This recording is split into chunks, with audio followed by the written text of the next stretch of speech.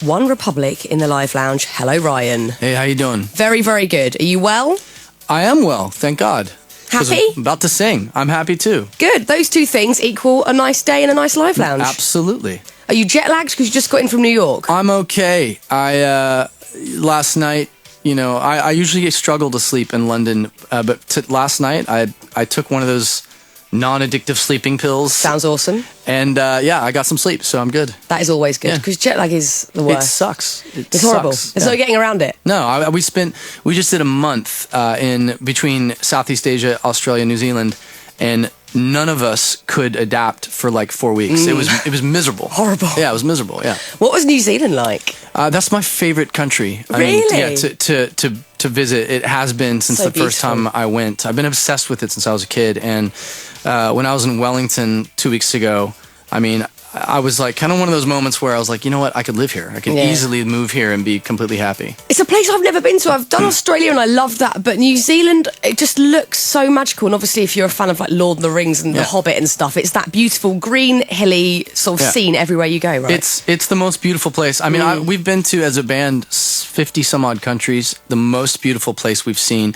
Obviously Switzerland's gorgeous. You go to into the countryside in England, it's absolutely beautiful. Like there's so many places that are gorgeous, but the unfair thing is that New Zealand has all of it in one country. Place. It's Hawaii with the greenness of Ireland, with the mountains of Switzerland, with California. It's like all wrapped into one country. I've got to go one day. James, can we do a show from there maybe? Yes, please. An NZ special. I'll do a Live Lounge New Zealand. Yes, we're well up for that. Kiwi version. Okay, let's put that to the big bosses after the show. Done. Have you ever done, I always think New Zealand, my brother went on a gap year, he went there, and I instantly think bungee jump.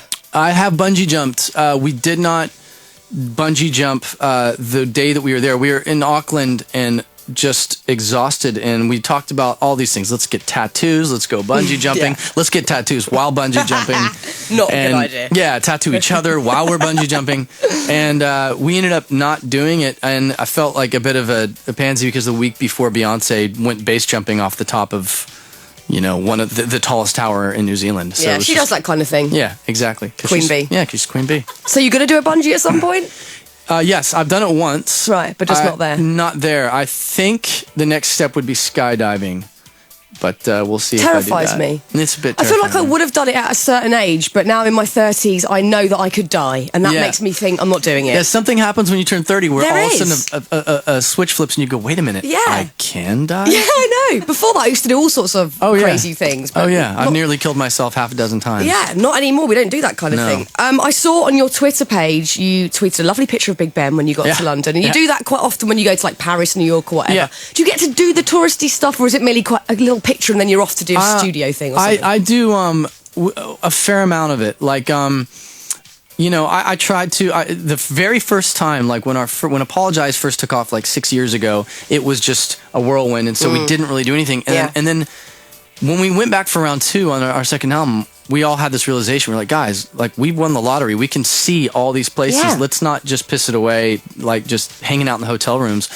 So, that's what we do now. And we literally try and take it as much as we can. I go for runs in a lot of the cities that I'm at. So yesterday I was going for a run. That's where I got the picture. That's where I see a lot of the cities is when I'm running. It's a lovely way to see London, running across the bridges. Exactly. It was freezing. Yeah, really. Absolutely. It's really I was the cold idiot today. with like a t-shirt and shorts, and it was like... Yeah, that is a terrible idea. We couldn't believe when we played Apologise earlier that it was 6 years ago. We were like, that surely was yesterday. It's gone so quick. 6 years. 6 years. That's insane. Yeah, I had to Google it because I didn't know. Someone asked me, they're like, so, 8 years ago when you guys came out, I was like, I don't think it's been 8 years. Yeah. And I Googled it, and it was like, this is in November, beginning of November. I was like, no, it came out November 6 years ago. Exactly. Let me just Wikipedia myself quickly I know. and see what's been going on that's in what my I had life. to do. And it said I did that, and then it pulled me up and said I'm 5'9". And I got really offended by that. Not because 5'9" is bad, but because I've been 6 feet tall since I was 16. Change it. You can change your own I card. did. I went in to change it, and some fan in I don't even know, Indonesia or somewhere changed it the next second. Also add some other stuff like has been bungee changing jumping. my height. Yeah. Like, how ridiculous is that? Put whatever you like in there. But I've been bungee jumping loads of times in New Zealand. Put that in there as well. Yeah, seriously. Add it all. Go for it. We've been playing your new song with Alesso, If I Lose Myself, as well. Yeah. How did that collaboration come about? So I did I partnered up with Sebastian Ingrosso from Swedish House Mafia Yeah. and Alesso to do The Calling, which was Lose My Mind, which was like 2 summers ago, and that was kind of the first time I ever did any dance anything was with Oakenfold like 9 years ago. Like the first thing I ever did when I got to LA was going with Oakenfold, and so I've always kind of had an interest in that world. And then when Swedish House Mafia started approaching me like 4 years ago, long before they became Swedish House Mafia that we know, and we did the first thing kind of as like, sure, yeah, I'll sing on this, and then it kind of did its thing. The song became big with The Calling. And then I ended up performing at Coachella with Swedish House Mafia. And we're not an EDM band whatsoever, but I love it. And so I thought, man, if we're going to do it, if we're going to collaborate, this is the time to do it. Yeah, yeah. And so we have an original version of If I Lose Myself that was super bandy, live rock kind of sounding, and our label was like, this is probably not going to work. It's a little too, like, I don't know. They just said, if you're going to go for this, let's go all the way. But you can do that in a band like yours. You can kind of mix it up and go any genre if you want. There's no rules, which is really liberating. No, that's the one. I was with another band the other day in New York working, and we were talking about the advantage and disadvantage of their band versus our band. And they're like, well, their band, has this distinct sound and has to stick with it. And they've had a number of successes doing it. They've done quite well. But they were saying, yeah, but with your band, because of the way we broke, which is a very breaking off a remix is the absolute worst way to break. FYI for any bands out there, don't apologize. Remix that was like a nightmare for us because people we have no idea what you sound like. Yeah. And then but since then and Stop and Stare, the sound's kind of evolved, and to me that's what keeps it interesting. I'm just the bands that I've loved the most were the ones that every album were trying to reinvent themselves. As long as the songs are great and they're real and it's believable and you believe it when you sing it, I think that's what matters. But also because you're a songwriting machine and it's impossible for you to write a bad song. It doesn't matter what genre it is. It's possible. You just don't hear them. Great songs. My way of thinking earlier was we played a Kelly Clarkson Christmas song because she's got a Christmas album out. It's just all right. Yeah. But I think you should write a Christmas song because check out Mariah Carey's Bank Balance. Not that you need any more money probably, but that is a great way of just every year. And you could easily write a Christmas song. I could help you write it. Could you? Yes. All right, done. Definitely help you write Let's that. do it. Okay, I'm down. Now, you're going to do a mystery cover for us as well as... You're going to do Counting Stars, right? Yeah. Gorgeous. You are going to do a mystery cover and it will be one of these.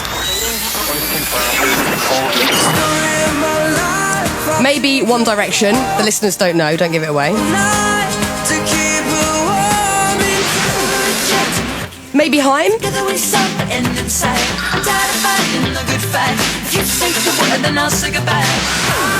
Maybe John Newman.